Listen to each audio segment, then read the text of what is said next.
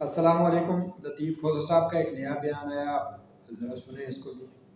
دیکھیں, پہلی بات تو یہ ہے یہ ہمارا جو ہے وہ خدشات ثابت ہو گئے. جو ہم کہہ رہے تھے بار بار کہہ رہے تھے کہ ہمارا مینڈیٹ چرایا گیا ہے. 180 سیٹیں ہمیں آئی ہیں اور ہمیں جو ہے 93 دی گئی ہیں, تو وہ بات تو ہماری ثابت ہو گئی.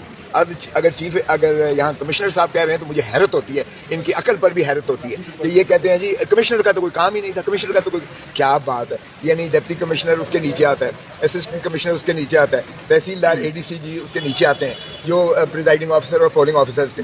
ہم چیختے رہے سپریم کورٹ میں, ہائی کورٹ میں ہم نے آرڈر لیا, جسٹس باقر نجفی صاحب نے دیا کہ جی جوڈیشل آفیسرز کو جو ہے کیا ہے. سپریم کورٹ نے سسپینڈ کر دیا اس آرڈر کو اور کہا نہیں یہی ہوں. تو ان کا حشر دیکھ لیا آپ نے. جو ایڈمنسٹریٹو ہائرارکی سے جو لگتا ہے وہ کمشنر کے تابع ہوتا ہے. کمشنر ڈویژن کا جو ہے سربراہ ہے, اس کے نیچے ہوتے ہیں ڈپٹی کمشنر, اے ڈی سی نیچے ہوتے ہیں, اے سی نیچے ہوتے ہیں اس کے. تو جب ان کو بنایا گیا تھا ریٹرننگ آفیسرز, تو ریٹرننگ آفیسرز نے جو حشر کیا, ظاہر ہے کہ وہ کمشنر خود کہتا ہے کہ میں شرمندہ ہوں. اور جب وہ روتے تھے جب میں ان کو حکم دیتا تھا کہ آپ اس طرح سے تبدیل کرو, ہم نے 70 ہزار جو ہے ووٹ کے سے جیتنے والوں کو ہم نے ہرایا. اور میں اس نے ندامت سے کہا کہ مجھے سزا جو مرضی دی جائے, لیکن اس نے کسی اور کے نام بھی لیے.